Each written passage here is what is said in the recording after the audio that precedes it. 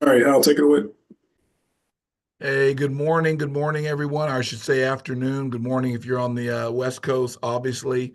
And thanks for joining us today. I'm Howard Milton, Executive Senior Associate Athletic Director here at the University of Illinois. And on behalf of our NAADD Executive Committee and NAADD Communications Committee, thank you for joining us today. It is November, kind of a season of thanks. So we thought, what better way to address and to go or to leave November than having a development series entitled, thanks for joining us today again, Giving Thanks, Stewardship, Best Practices. And I've got a great group here joining us today. But before we let them introduce yourselves, I want to say also joining us today is Beth Boyovich from the University of California and Kara Abraham from Holy Cross joined us today. And I always want to thank our great folks at NACTA and the organization NAADD for allowing this to happen. It's just a great, impactful journey for us all to be on in our careers. Joining us today, we've got a great group, folks I've known in the industry and getting to know in this industry for a really long time. So I'm really excited to be a part of this with them today. And I'll let them introduce yourself. Kelly, you want to go first? Sure. Hi, everyone. My name is Kelly D'Antonio. I am the Associate Director of Donor Relations for Athletics at UConn, specifically with the UConn Foundation and the Husky Athletic Fund, which is our athletics fundraising arm. I've been here since November of 2021, so my third year, going on fourth season. I am a graduate of UConn, graduated in 2016 with a sport management degree, so back home at the alma mater, which is very exciting to be a part of. And I'm happy to be here with you all today. Awesome. Awesome. Thank you for joining us. We're excited to hear what you have to say. Courtney. Hey guys, good afternoon. Courtney Downey, Assistant Athletic Director for Development Operations at Purdue University. I am, just like Kelly, a grad of the institution, so I'm excited to be working in the John Purdue Club and with our great team. I've been at Purdue 18 years, which is crazy to think about, but in athletics specifically, this is year 8 for me. So thanks to NAADD and my good friend Howard for asking me to be a part of this panel, and excited to share some things that we do at Purdue with y'all today. Thank you. Courtney, you're one of the best. So glad you're on. Matt? Yeah, thanks, Howard. Matt Hayden, Senior Associate AD at St. Louis University. I am not an alum of St. Louis University, but went to a small liberal arts school in Illinois, Knox College. But then I'm a proud grad also of University of Illinois. Howard hired me. I said a million years ago yesterday, but it was a little over 20. So appreciate him for getting my start in the business. But no, I'm currently the Senior Associate AD over external operations. Been here for 12 years, and NAD and NACTA have done so much for me, and happy to give back. So looking forward to this session. Absolutely, Matt. Love you, man. So glad you're on. Jack Hollinshead is on too. One of the guys that's come through Illinois and so many more. Just want to say hi to all those folks. Hey, we're going to get started and jump in some questions. Before we do, I need to remind everyone this is being recorded. So it's something that you can tell folks to go back if they weren't able to get on and listen to and take that recording and go learn from it and share it with people. So excited. So Courtney, let's get started with you. What does stewardship mean to you? What role does it play within your fundraising organization? Great question. So for us at Purdue, stewardship, I'm going to kind of talk about a couple different things, but I guess what it really means to us is the process of building and maintaining relationships. I mean, that is so key, right? For donor retention. So once we get that gift, how do we keep having them come back for more? And so really at Purdue, we focused on, in the past, events was considered stewardship. That was the only form of stewardship. Maybe it is still at some shops. And at Purdue, we've taken that next step and really invested in some additional resources with staffing. So we ensure that after a donor gives, we are thanking them. And so we actually have a full-time dedicated staff member who's a director of athletic stewardship for us at Purdue. And great news is I stole her from our events team. So she knows our business. She was on our team, and now she's going to take the access and experience piece and really help implement it from a high level all the way down to somebody that's just an entry level supporter. So I would say from a twofold, you asked, how do we, leverage stewardship within our fundraising organization? I will say that most institutions, that at least when I've talked to colleagues across the industry, their folks at the top levels have a personal point of contact. And one thing that we've really established and worked hard on at Purdue is having donors, whether they give $200, which is our entry level annual fund gift, all the way up to millions, has a personal point of contact on our staff. So what we call that at Purdue is a Boilermaker athletic representative. That is donors' point of contact for tickets, parking, donations, basically a one-stop shop, customer service liaison. And from that, we've seen significant return on investment there. So while that may be somewhat what I would say traditional, potentially stewardship, that is a stewardship component that we do leverage, right? Because if we have relationships with our people, no matter what level they give at to the university and to Purdue athletics, when we have a year where we may not be winning on the court or the field or in the pool, we have these relationships established where we can call and, I don't want to say talk them off a ledge, but to be able to, we have their trust. And that has been so key. And in fact, it's taken our annual fund, it's tripled within less than 6 years. So for us, I would say that is more of a standard approach. And then when you think of more non-traditional stewardship from an access and experience standpoint, whether it's stuff with head coaches, our athletic director, experiences with team travel, being able, what we call surprise and delights at Purdue that they get from us in the mail. There's a whole stewardship matrix that we have that this full-time staff member that I talked about is, and her name's Holland Cully. She may be on the call, I'm not sure, but shout out to Holland. She's going to just stepping into this role, leading our efforts from a stewardship standpoint and really re-envisioning to take care of our top 25 donors and then figure out how we're thanking people all the way up through from 200 to millions and more. So for us at Purdue, it's really that two-part stewardship prong approach that I talked about to help build, maintain relationships, and then obviously donate more money, which is the key to what we try to do every day. So it's key for us. Anybody else like to add anything? Courtney, I really love what you said there, and I just hope everybody else really jumps on board with this. We often think of all of the surprise and delights, the events, the travel, and we can talk about a lot of those things, but it really does come down to, and I'm glad you guys are one of the best at this, really that one-on-one that everyone has someone assigned to them to speak to, right? And you find that people love to get the surprise and delights. They love to get invited to events, all the other stuff that we'll talk about that are unique stewardship opportunities. But it really does come down to, are you talking to the folks in your donor portfolio or your department's portfolio, right? Are you talking to them in real time? And even without saying thank you, the fact that you've reached out about anything is a form of stewardship to me. And so I just thought that was a really good point, just that human interaction the human interaction and the other stuff really does allow you to sort of double down, right? In stewardship. So thanks a lot for sharing. Matt, what is the most meaningful stewardship engagement that you've been a part of?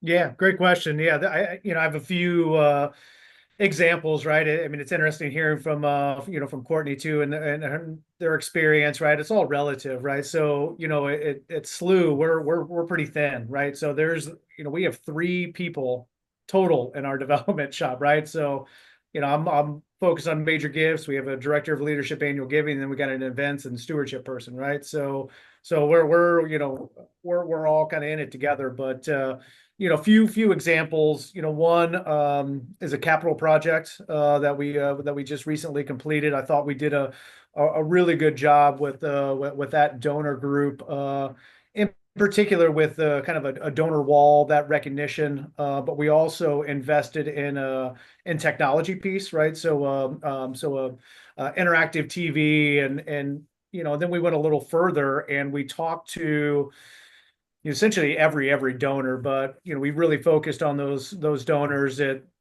maybe 50,000 and above, and we had them come down. We have a little studio. We had our video coordinator, and we interviewed them all, right? We interviewed them all, and we had a handful of questions of why you support St. Louis University, why do you want to impact student athletes, and then why did you support this champion center?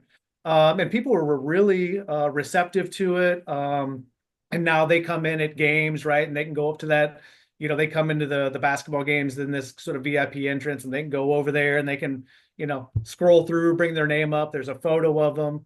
And then they can go to the video, and it's just this quick, minute long message. But thought that was kind of a really cool aspect of that. And then a couple other opportunities, right, with our scholarship, what we do with our scholarship program. So I think we've done a good job, especially with a small staff, right, to once we notify the donors, right, of the recipient, we send a little profile along with it, right? So a photo and a little background on obviously name, hometown, major, that stuff, but even some accolades from and we do it under our buckets of our objectives are to educate, compete, build community. So we try to, put it under those, what they've done in those objectives. And then we have a dinner, but then even the follow-up after that, the follow-up note from the student. But then we also try to get a lunch or a coffee with the student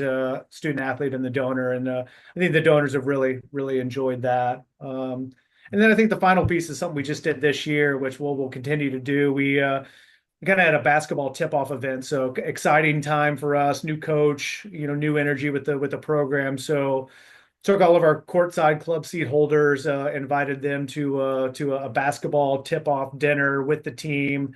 Had members of the team sitting at each table, and people loved it. And it was a great opportunity for those folks to engage with each other, right? They see each other at games, but they don't see each other outside of that. So I thought that went really well. So those are a few examples of what we've done at SLU.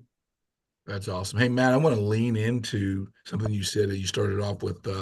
You took some donors to the studio and recorded certain messages. I think that's really good. I know the final piece that you created was something people could go view publicly in areas that they could access. But I really like that.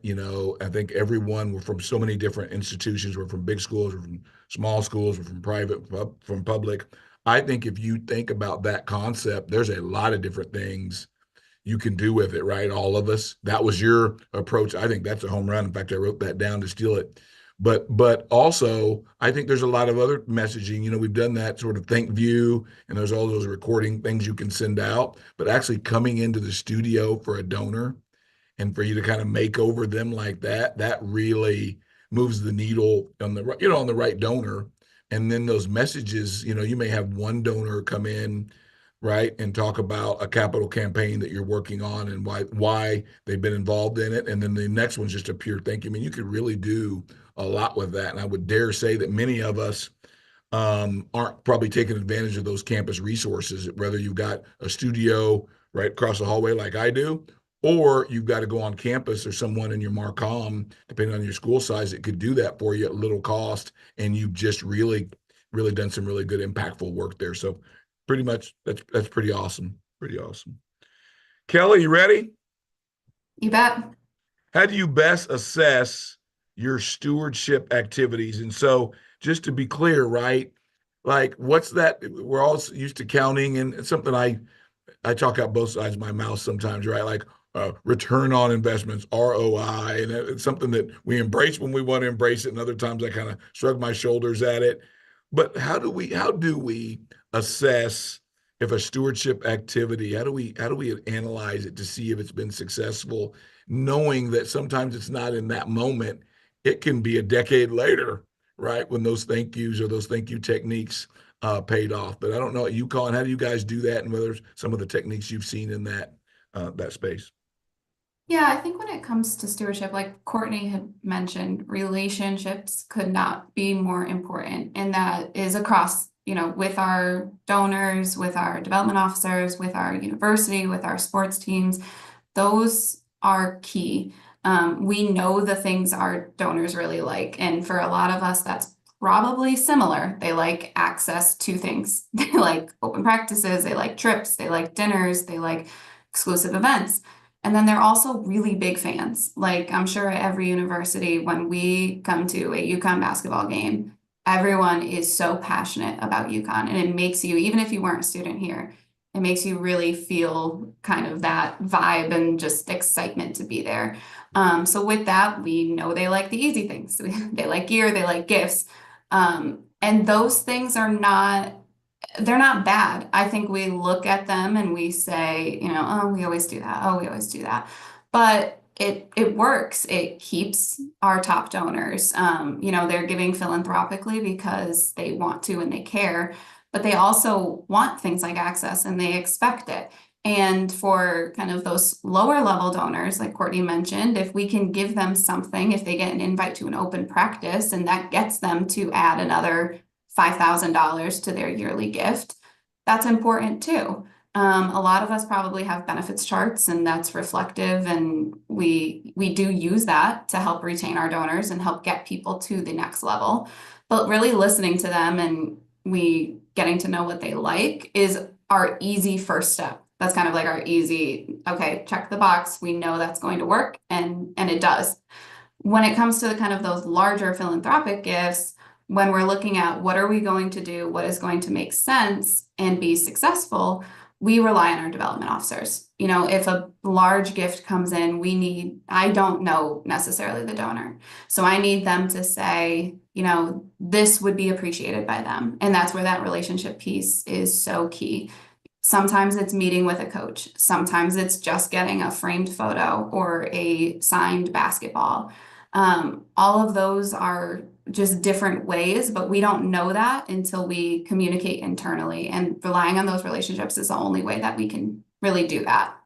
And then lastly, we do things like this all the time. We talk to other professionals in the industry. We see what everyone else is doing. You can't come up with everything by yourself. And seeing what peer institutions are doing that's successful and what might reasonably work here really helps us to be successful in any of the activities that we do. In the end, it just comes down to truly understanding your audience. What are we hearing? What do we know about them? How can we get there? And how can we, like everyone has said, raise the most money that we can? Right. Perfect. Thank you. Hey, Anyone else have Howard, if anything you to don't add there? mind, yeah, I'm gonna jump in here. So, one thing that we do is try to challenge each other as a staff. So, are we doing it just because we've always done it? Like, we have, our mindset is different. So, right, we've got a team of people, everybody's professional, everybody wants to raise the most amount of money possible. So do you have the right people at the table to make the decisions from a comm standpoint? We have a full-time marketing and communications person in the John Purdue Club. Are they synced up with our stewardship person, with me, with Tim House, who's the head of the John Purdue Club? Like making sure that if it doesn't lead to ROI, we have to get rid of it. Like, so we're constantly assessing our benefits chart. Right. Does it make sense to do it because that's what we've had on there and it's just easy to keep it? Or are we going to get creative and figure out how we can raise more money and leverage the things that we're saying? And then how do we ensure that we do a bunch of surprise and delight moments for folks? Because when people can buy anything and everything they want, like, what are we going to give them something to collect dust? And so making sure that we're really evaluating and it makes sense. And then another key element for us is we have set weekly meetings with our major gift team. And so allowing our stewardship person or myself or My counterpart, John Sullivan, who does development operations with us, do they have a seat at the table to listen, hear the stories, understand what this person likes and doesn't like, so we can execute, so the fundraiser can keep fundraising and we can handle the rest of the stuff behind the scenes. So we've really transformed how our staff is structured to be able to assess our stewardship. That was a long-winded answer, but I wanted That's to make really it good. clear. Thank So, you. Thank you. yeah, Matt, anything you're to add welcome. on that? Need that? Not, Kelly, you did such a great job answering that question. I'm gonna give you another one. Great. How do you refresh and or keep your stewardship fresh and different? And I think Courtney just touched on that, right? A little bit. Like, how do you Mhm. keep this fresh and always changing, and so people really can't anticipate the ways you're going to show your unit or your university is going to show its appreciation? I think it's a great question. Yeah, for sure. I think like Courtney mentioned, we start with the small things. What are the small touch points that are easily refreshed every year, are always appreciated, that aren't necessarily on our benefits chart? No one really knows they're going to get it unless you've been a donor with us forever. These include things like our acknowledgement letters, our new donor stewardship processes, start of season gifts, holiday gifts, scholarship stewardship, new venues for cities that we visit all the time. We're always going to New York City. What are we doing that's a little different and fun? These are the kind of the easiest ways to get fresh ideas each year with little like new financial impact. You've already budgeted for it, but it's going to be different. And if we could get people talking about it, like people still talk about our holiday gift from last year because they liked it so much. Another like kind of example of that is we have Giving Tuesday. It's a day on the day of giving, December 3rd this year. About 2 years ago, we started doing stewardship for this that was standard across the board. We used to rely on our head coaches to do the stewardship. So they'd write thank you notes. Some of them would do nothing. And it's kind of like people are donating on this day for that reason. So now we use ThankView we get a video from each team. And every 2 hours, we pull a report and we send out these thank you videos to whatever they donated to. So if you donated to field hockey, you're getting a message from a field hockey student athlete that thanks them for donating on Giving Tuesday within a few hours of their donation. That was an easy way for us to do something completely different, make sure everyone gets thanked, and doesn't rely just on our sports to handle that. And that's gotten some really good feedback. Those small touch points, again, particularly ones that aren't in your benefits chart, make an impact. And so giving something a little different is important. We also look for opportunities that our sports are doing where donors can be included. So we've been lucky enough to have 2 basketball national championship ring ceremonies in the past 2 seasons. We include our donors with that. Alumni weekends that our sports are already doing, they'll include their donors to their programs and those celebrations. Specialty games where they might be, at neutral sites and maybe there's a suite and maybe we can leverage a certain group of people to come in, like relying on our relationships with the teams to help us out and let us know these are some opportunities coming up. It'd be great if we can include donors in that. Kind of as I mentioned before, we're always brainstorming. We're always reaching out in our group chats of like, what ideas do people have? Like we have X problem here at UConn. What are you doing at St. Louis University? What are you doing at Purdue? Just being able to build those networks can't be understated. And again, I think I mentioned before, but I do think it's important to realize that when something works, it works. Some things are tried and true. And if they love it, and it makes sense and you get that return on investment, it is important to keep those too. Yeah. Anybody else anything to add there? I think something I'll say there, Kelly, too, is, just the other day I got a card back from someone that we did something nice for, so a brand of stewardship. And I was sure with our staff to share that with the event coordinator, our stewardship coordinator, to let them know it worked. Right. And I tried to do that. You'll get cards back. And the reality is I don't have anything to do with it. Right. But they'll know me. Maybe I've got the donor relationship. And I'm like, you know what? While I did have the donor relationship, right, in this case, I know that for us, it's Bobby Buzzboom does our operations and does a lot of our donor engagement and our stewardship. I wanted to make sure that she and some people on her team get to see those things so that they know, hey, that birthday card, birthday message, whatever that was, that worked. They felt so moved about they took the time to send this and those things. So I just wanted to encourage all of us that are participating today on this webinar to really think about how you include everyone. And then when we talk about assessment, some of those things are, but if I would have kept that to myself, it's just ho hum, right? But when I share that this was really impactful with our own team, then we get better and more motivated to do some of the good stuff that we do in terms of stewardship. So Absolutely. did you see there's a question there, Kelly? Are you able to see that? Yes. Is the donation threshold to invite them, or is it for all donors?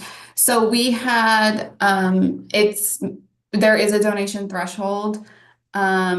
It's typically our top 3 levels, so which is $25,000 annually and up. So 25,000, 50,000, 100,000. And then we did include some lifetime giving, of, I believe it was $1 million plus lifetime giving if you don't currently fall into one of those thresholds. So they had the opportunity to purchase a championship ring, and then come to the event where they got to open it with the team. Oh, wow. That's really cool. That's really cool. Anything else there? Any other questions? Courtney, what has worked best to connect student athletes to donors? And I'll tell you before you answer that, hold the thought, Courtney. Before you answer that I'm the holding it. question, I'm hold the holding it. thought. Hold the thought. We've gotten away from that here, right? When I first started, Matt said it had been 1 million years ago, but it's been a long time in advancement in college athletics. That used to be the center point, isn't that student athlete connection, communicating, getting to meet a student athlete, whether you've endowed their scholarship or not. And I think with it, we would all be best served if we took some time beginning of each fiscal and have how many of those touch points are for your institution to make sure that engagement happens. I think it keeps us on mission. I think whenever you see an alum or a fan, we've got both here, right? When they engage with any student on campus, they just, what do you say? What my kids say? It hits different. It There you just go. seems, it just seems to be that's a deeper impact. They just sit and look at the students, and whether they're student athletes or not, I've seen them come into our office with student interns, and they love talking to the young people. Are we putting our student athletes, some of our young people, in giving them the ability to have that experience? Are we allowing our donors to have that experience? And so I just wanted to throw it out. I think it's a big thing that many of us have gotten away from. I know here at the University of Illinois, we need to improve there. And I don't know at Purdue how you guys are doing. It's a great question. So, I think I'll probably talk about maybe 3 to 4 specific examples. And certainly we're an open book and we need to also get better in this area. It's a little bit tough. We used to focus on an event. So I'd love, Matt, to pick your brain on how SLU's doing it with your coffees here with donors. But the biggest thing we got away from was a endowment event, because it was leading to disappointment, not only for the athlete, but also the donor. When the athlete didn't show up or the donor didn't show up, and it was just not making sense. So we turned that event into an opportunity where we now go to each sport, educate the student athletes on who they're thanking and why. And some sports are better than others. I'm just going to throw that out there, like they are at every institution. But then the head coach gets behind us and says, this is important. You're getting a scholarship. And so we do handwritten notes. In the digital world that we live in and everything that's so fast paced, it's still nice to get a handwritten card in the mail. And we're going to keep doing that. We think it's important. And so every November, ironically, we send out like a thanks for giving. And it's from the student athlete that people actually endow to the endowers that are still living, of course, as a thank you for giving my scholarship. So that's one way we connect. Another way is we have a whole host of student interns in our office, and we partner with our student athlete development folks. to get student athletes as well. So we have Purdue students and then we have Purdue student athletes. So really connecting the Purdue student athletes that we have to maybe alums that came through the sport they're participating in, and connect them back just like a call. Hey, how you doing? What's your story? No, they're not asking for anything. It's just a way if they're going to sit in here and they need the hours and they want to learn how we run our business, connecting them back to our former student athletes that give or maybe don't give yet, and figuring out how to bridge that gap so they can help warm up leads for our fundraisers. And then lastly, I'll say that our staff attends our student athlete advisory council meetings once a month to really make sure that we are in lockstep with SAC. It's great. We've learned a lot by going to those meetings, how they can help us with thankathons. We do for our giving day, we do a thankathon, and people are called in real time, just like how Kelly was explaining that UConn does it. We have student athletes on the phone. So the more that we're in front of them as a staff at meetings, then you get that trust. And then all of a sudden, when we come back to them with an ask, they're ready to help us. And so we run a whole thankathon in April. Every donor, 2,000 people are getting a call from a student athlete.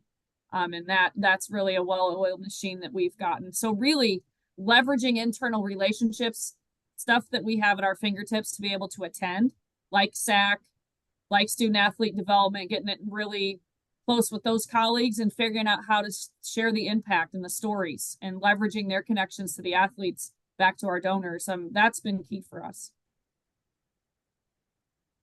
Anybody else anything to add? Yeah, Courtney, I think that's great. We do something similar with meeting with our SAC group too, as we have a representative that meets with that group regularly. Again, it gets information. We get information out to them too, right? We're getting their help with getting some students to the soccer game tonight, right? But on the other side, yeah, we've used that group to do thankathons, and it's been awesome. Again, I think we're all fortunate, right? That we have 400 student athletes. We might be on maybe a smaller side as compared to other folks on the panel, but we have a bunch of good kids, right? And it's like, and people want to connect and they want to know what, their support is, what it's going to and how it's impacting these, these young people's lives. So I think, yeah, we're fortunate to have that too. So if we can utilize that in any way, it's beneficial. Again, Matt, Courtney, I'll tell you, and I can't say this enough. I'll get on my soapbox. I think we've begun to outsmart ourselves sometimes, right? Like our assets are those student athletes, and we've got ThankView, we've got all this other stuff that we do. We got big gifts and little gifts and trips and all this other stuff. But a lot of folks really, that I want to say is enough, but it's damn near enough, right? I mean, if you can just make that engagement, and it's old school, but it's a core of what we do. And I really think the more we can embrace that. So I think you guys have gotten that obviously figured out for pretty good. Hey, real quick, Kelly, before we go on, we're going to take the questions from the chat and the questions and answers at the end. But everybody's dying to know what your holiday gift, what your holiday gift was, and the budget around it, this, that, and the other. So, and I was thinking the same thing, like, damn, what was the holiday gift, right? What is the holiday gift? So we can move on. So unfortunately, it's very anticlimactic, but I'm glad everyone's interested. It was last year, it was just a Sherpa blanket. And the fact is that in Connecticut, it is freezing all winter for about 6 months. So people liked it. But I will say, cooler than that, what we did the year before was, and I actually got the idea from our stewardship group chat. I can't remember which school. It was a serving board that printed on it was Gamble Pavilion's court. So it looked like our basketball court, but it was like a little serving board. I don't have one in my office, but it was from Etsy. It was great. Sure. And that's like that really personal touch. Wow. Okay. Well, I didn't want to move on without that because there was like inquiring minds. I had to know that. Hey, Matt, we all love big, costly stewardship events and activities. What are some small, practical stewardship ideas that you can share? Yeah, absolutely. I mean, we do a bunch of it. We just have to, just with our staffing, maybe budget wise as well. I mean, I think maybe Courtney mentioned it before too, of trying to cut out any of those those stewardship activities that don't have a return. So, we've talked a lot. Actually, we're doing a great commercial here for ThankView, it sounds like. So I don't know if there's anybody on the Right. call, but yeah, we use ThankView quite a bit. As Courtney mentioned, whether it's again or thank you videos, we do birthday messages. We've done a lot of different things with ThankView. We also use social media quite a bit to highlight donor impact. So we'll do that. We'll do recognition at games, right? I mean, that's pretty easy for us. Again, basketball being the main driver, we have 19 opportunities on the men's side and another 19 on the women's side, where again we can highlight a donor or a group of donors that are making an impact. We just had we have a women's scholarship initiative, the Get Her in the Game, that we did. The event was at the end of October, so we're going to bring that committee back, and we'll recognize them at a media timeout at a game. So just it's little things, but again, people appreciate it. It doesn't cost a thing, right? Again, except for a handful of tickets or whatever. But and you get recognized in front of however many thousand people. So that's been really, really good. And then I think what we mentioned earlier too. We do every spring with in conjunction with the SAC group, and then we kind of grow it out. But we do a thankathon as well. So we'll contact all of we have about 1,000 donors, a little over 1,000 donors. So they will get a call from one of our student athletes, and every year we've done it, it's you'll have a handful of you're leaving a lot of messages certainly, but you'll get a couple people, right, and they'll want to talk to the student athlete for a few minutes, 5 minutes or whatever, and that's I think that means the world to the donor. So I think some of those things that don't cost a lot, don't have not doesn't have a heavy lift has been really good for us. Yeah. Anybody else anything to add? I would say I know some questions in the chatter about budgets and how do you handle it on a smaller budget, and or we're a smaller shop or whatnot. I think for us, one thing that I just thought about, and it's probably because we're going to San Diego next weekend for our tournament, and that is the night before Thanksgiving. And I'm telling you, it costs $40. So we're not talking big money here, but we had a front and back postcard made with the team on it that has their signatures. And on the back, we are writing a handwritten note and slipping it under people's doors. So our staff will be going around in the middle of the night of before Thanksgiving, and sliding these postcards under people's doors at our higher levels. So when they wake up, they have a thank you message from the basketball team. So it was $40 in staff time. And I have to say that people will be talking about it for weeks. They'll think the team wrote them. I'm not kidding, which, they do know it's happening, because we don't like to surprise and delight any head coaches. I'm just saying, we're pretty transparent here at Purdue, but that will happen. And that was really, really cheap. And so it's just thinking through, again, small touches that you can do that make a huge impact. And that's what we challenge ourselves on every day as a staff. And we got a lot of room to grow, but that's one thing I just thought about. So I wanted to share. Yeah, I appreciate that. Staying there for a minute, a couple of things I would just say. Number one, the folks that are participating today that are direct work every day in the stewardship space, right? So maybe they're not an MGO or an AGO, but they're working every day in the stewardship space or event space. I think you're selling yourself short if you're not communicating with, maybe you've got 25 to 50 and maybe they're your program's top donors that you've gotten to know because you actually plan the events and send them invites and you've got a relationship with them like that.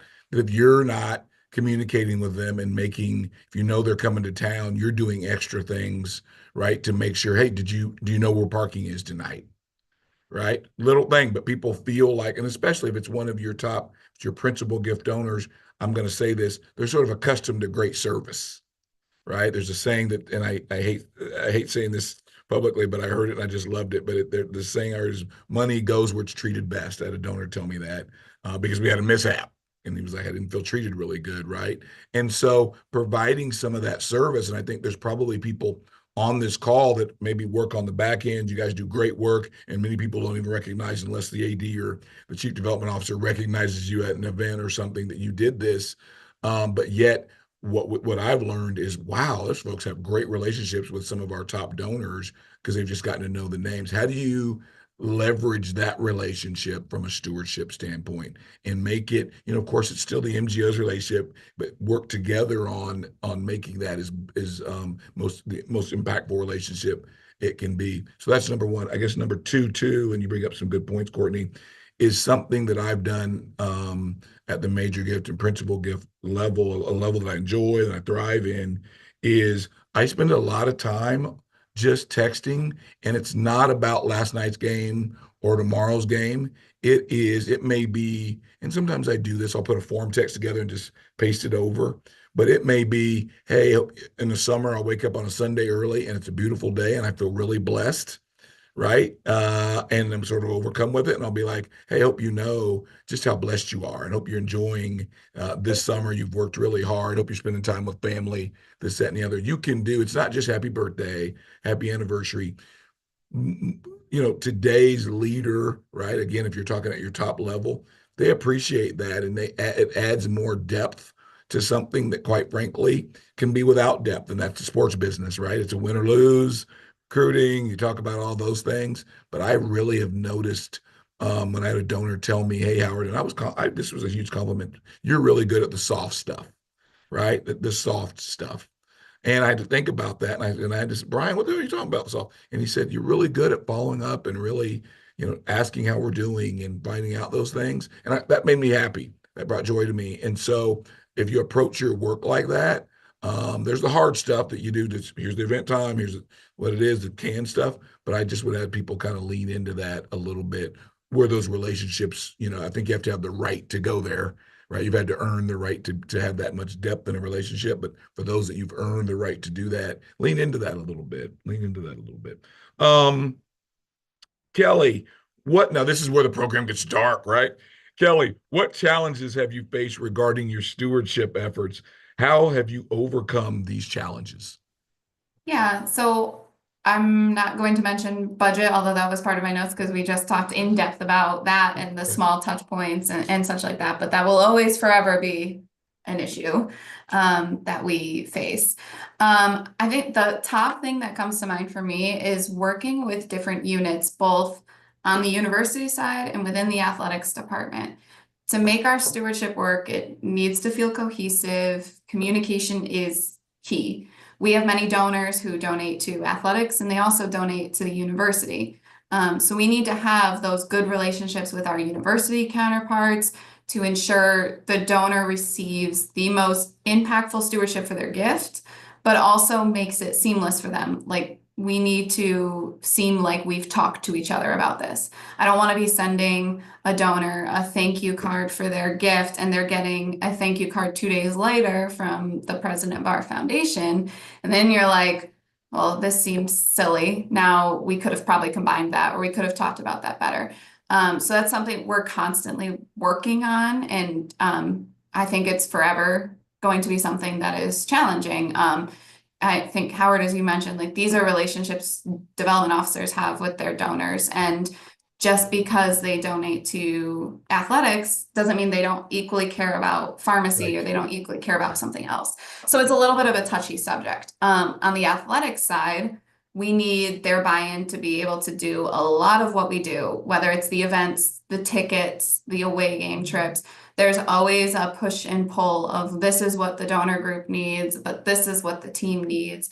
And it can be hard because they have very specific needs and obviously they're the ones competing. So we need, they need the resources that they need to do that.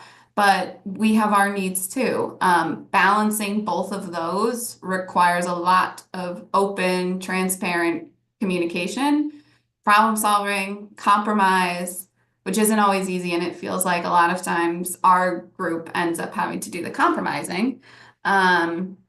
And so it's just hard. Setting expectations makes that difficult. But I will say, as we've talked about with everything, relationships is key. If you can build good relationships with all of these people, everyone wants to help you out and they see the importance of what we do. So that I think is the top one. Right now at UConn, we have a very good problem, which is an increased number of donors. But with that comes the limited options for stewardship. So just because it's great, you have a lot of new donors coming into the fold, especially when your teams are having success. It ebbs and flows, right? Your teams have success, you have a lot more donors. Your teams don't have success, and it's a little slower. The problem is we can't accommodate every single one of those donors on our benefits or in our hospitality spaces, in our tickets. There's finite numbers. So this is something that we haven't quite solved yet. And it's going to be a focus for us for next year. We were able to open a new game day basketball hospitality space to help alleviate some of those numbers. But it continues to be a problem, and it's going to force us to rethink the ways that we steward donors as a whole, right? Looking at the opportunities we have and not necessarily just being like, because you were X level, you were getting X benefit. It can't really work like that for us anymore. So, just in the end, we can't operate in a silo and expect to accomplish our best stewardship activities. The relationships are key, and trying to be as creative as possible with the most impact is always a challenge. Anybody else challenges? I think here at Illinois, and I'll say this again, and I guess a lot of it kind of rests on me overseeing development, but that mid-level donor, I think on the annual fund side, there's a built-in system for adequate stewardship depending on that level. I think on the major gift, certainly the principal gift side, it's elite stewardship, but that middle group, maybe leadership annual giving through a major gift, I think we struggle, and I think it can be the key for us, if done right, as we kick off our next campaign, to bring those folks along the donor continuum and make them into major gift donors, right? And I think we need to really lean into what that's like. I think stewardship's akin to cultivation. I think you're cultivating at the same time you're stewarding, right? And I think if you're doing that right, you're really thinking through that. And I think that middle group, again, I think we all probably struggle with it, but we really we've got to really probably this summer kind of lean into that a little bit and figure out how to bring those adequately thank those folks while we cultivate them and how to make them into major gift prospects, I should say, prior to donors. So I really appreciate you sharing that stuff, Kelly. Describe how you plan, Courtney. Describe how you plan for a fiscal year, right? Yeah, so great question. I know I mentioned earlier that we have a brand new staff member who's been on our staff, but in a brand new role. That's one thing she's going to be tasked to do is create a stewardship matrix, a robust stewardship matrix from the first gift to renewals through what group are they? Are they former student athletes, or are they John Purdue Club members that aren't a former student athlete, to all the way up to high level. So right now I would say we have an operations team that I'm blessed to oversee, where we meet weekly, but even some of us meet more than that. And that's to really talk about, like, the head of our marketing and communications for John Purdue Club, his name's Connor. Really each month, let's have a theme. So are we soliciting this month? Are there tickets going out? Are we stewarding this month? Like, looking at it in buckets and getting yourself really organized of what months we're asking, what based on what sports are happening, how are we pivoting based on how sports are performing. And so our stewardship is all tailored into that communications plan, if you will. And so right now we're thanking, right? It's Thanksgiving, thank you for giving, and then we move in through the holidays and it's year-end giving, and then after the new year, we're excited, happy new year, and then we start asking again starting March. Then football ticket renewals go out, and there's all the things that happen. So we have to be really in line as a team with our ticket office internally as a John Purdue Club staff with our marketing and fan experience folks that also send out emails, and plan out from start to finish what we're doing each month and have a plan for each audience we're talking to. Because we're really big on talking to people and meeting them where they're at. So we're not going to talk to a former athlete like they're just a generic donor. Like they Right. played here, they wore the uniform. How are we talking to them differently than we That's are right. somebody else? So it's a work in progress. Not going to lie. I mean, we have a stewardship matrix where we have a great system in place where we're thanking people digitally and sending new member packets and doing all the things, but we can just take it to a whole nother level. And that's why I'm so excited for the staff that we have in place now to make that really hum and happen.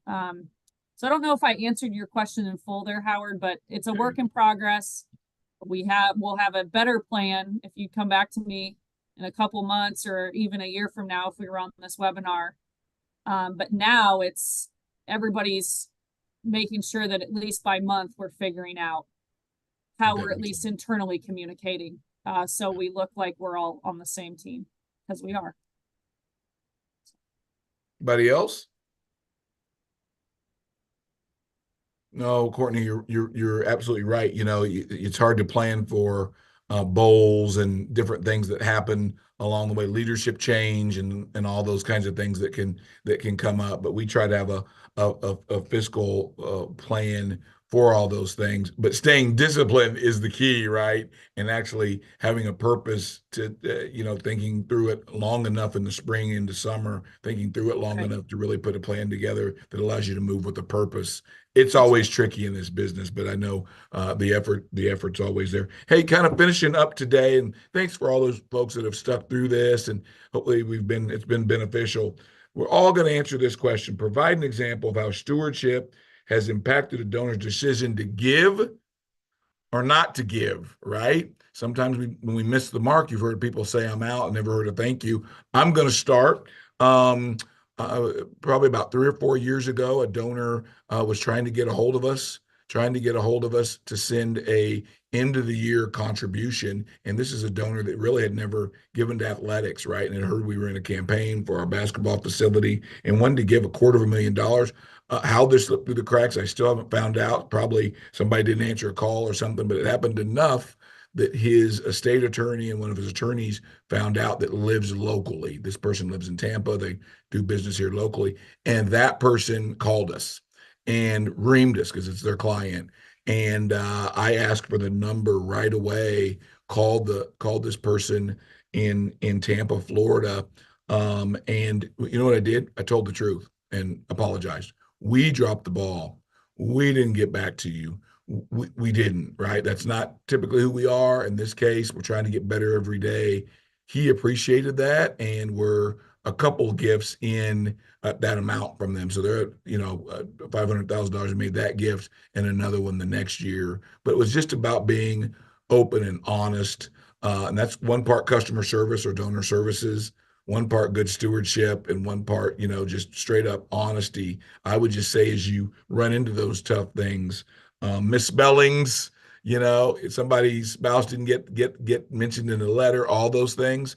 Someone didn't receive something that someone else did. Just tell the truth, right? And just say we're trying to get better, right? And if that's not good enough for them, it tells you a whole heck of a lot about that donor, right? Right. And what that'll become anyway. You're not really missing out for someone that doesn't show you grace, right? But if you're open and honest and just really embrace that and use it as a way to get better, I think that's the best advice I can give. Who wants to go next? Kelly, Matt? Yeah, I'll jump in. I got a couple probably examples on both ends, right? There was one, kind of unique. Well, it's not. It pertains to stewardship, right? So we ended up losing a donor because we didn't allow. And again, it wasn't malicious, but we didn't allow his granddaughter in the baby race, right? Right. So it was our marketing team wasn't talking to us, and right, so they didn't know, and so yeah, so this donor, was pretty upset, and we lost him for 4 or 5 years he's back now, but yeah, and again, it was the same thing. I had to make calls, say, hey, I apologize, I didn't see it. If we would have made it happen, and so things like that can happen where you're just not necessarily on your radar, but yeah, that was one example. And then yeah, on the positive side, yeah, we had somebody. This was right around the pandemic, and they'd been $10,000 donors, right? And we'd done a good job kind of moving them along, and they ended up making a 7-figure gift to our capital project, our Champion Center, and then finished that off after a couple of years. And I think we did a really, really good job of stewarding them along. I was the point, but then brought in our AD, when needed, and all the access, right, to travel and different things, and just did a really good job. And again, I've become friends with them, right? They've invited my family over to their pool, all that stuff, right?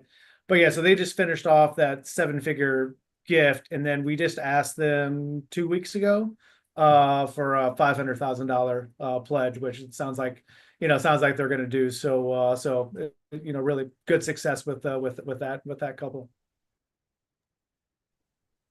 Great. Yeah, we one specifically that stands out is we recently had a very large gift for a capital project we're starting up, and it kind of I don't know that it originated, but it certainly, the stewardship that we did not hurt. This donor came up to campus for the first time since she was a student athlete. And we planned an entire itinerary for her that really did not cost us much money at all. She attended practice of the sport that she was there. We put through some video graphics up on the video board of our track, and had a professional photographer come and take pictures of her and her group. We had a welcome basket when they came in. We took them to dinner with the head coach of the program that she was an alum of, as well as the recruiting coach who recruited her. They came in, took her to a basketball game, had her meet the coaches there, and really just gave her a concierge level experience. That was something that was truly unforgettable for her. And I remember when she walked into the track practice, everyone started clapping for her, all the student athletes, because wow. and it was so special. I was sitting there like, oh my gosh, I might cry. And it was a special day, and it helps us build that relationship, build that trust with her, to now when she comes to UConn, she knows what to expect, and we give her the best. Great. Well, we've got just about 2 minutes here. There are a couple questions here in the Q&A. If you guys don't mind, we'll take the last 2 minutes and just hit some of these. They are random. I'm not going in any particular order. What are some of the activities you do to cultivate new donors or move donors up the gift levels? Anybody want to take a shot at that? I can jump in. For the sake of time, I'll try to keep this brief. So our team is structured. I'm going to talk about how we move people up. So how we build our pipeline. And that is, we make sure one of our major giving officers, so on the major gift team, is partnered with someone on our annual fund team. So we have an annual fund team that is outbound, which means they dial for dollars every day. They're not just sitting there waiting on the phone to ring. They have a portfolio of donors that they're calling. And so what we do in that, we call them pods. And so we really work, and we also have Aspire. So PlayFi Aspire is, they're dealing with our donors at the lowest level, annual funds that mid-level, major gifts are the top. And we work them up the pod, and they meet every week to look at prospecting. And we have somebody on our staff that does our data. So Mitch every week sends new prospects. And if it's in somebody's pod, they're working it up the pod and figuring out how they can do joint visits. At Purdue, we don't care about credit. I mean, we do at some point, right? Because that's our metrics. But the fact of the matter is, we don't care if there's 3 staff members sitting at the table with the donors. If whoever has the relationship, we're not going to cut them out of that gift. And so how we cultivate and move people up, if you will, is making sure that internally we're getting along. We're sitting down, having a conversation from a major gift staff member all the way down to someone works for PlayFi. We're at the table with the donor. Donor sees that we trust each other. We're working together to build a gift, and all of a sudden it's more than it was. So that's been something we've been doing, I think 3-4 years now. and it's really seen massive success. If you talk to any one of our major gift officers, we're getting 6 and 7 figure gifts because of that. So we've really leveraged internal, how we're structured, and meetings that folks have to move donors up. Awesome. Yeah, most of those, there's another couple questions in there. I had one specifically about moving donors along. The best advice I can give is, and somebody asked about activities to do that. It's a conversation, in my opinion. And really, a donor's really honored when you or a gift officer has a conversation with them that says, hey, for instance, we just created a new giving society, and we're having conversations with donors, and we want you to be a part of this. We've got a great relationship with you. You've been an annual fund member for a long time, and this is something special. And we think you're special, and we want you to be a part of it. And you talk about moving levels, then it's non-transactional, right? Simply with philanthropic intent behind it. And so I think some of that's great. Hey, guys, we have reached 1 o'clock. You've all done a good job off screen eating your lunch. I'll waste away to nothing if I don't get started on mine soon. I hope everybody has a great holiday season. I want to thank our panelists again, Courtney, Matt, and Kelly. I know Kara and Beth have probably jumped off. Special shout out to Cam at NAADD, who is just tremendous, Cam Trudell, who's just tremendous for us, and all the folks there back at NAADD that help support this cause. Thanks so much. Happy Thanksgiving to everybody, and talk to you soon. See you guys. Thank you. Bye-bye. Thanks, everyone. Thank you.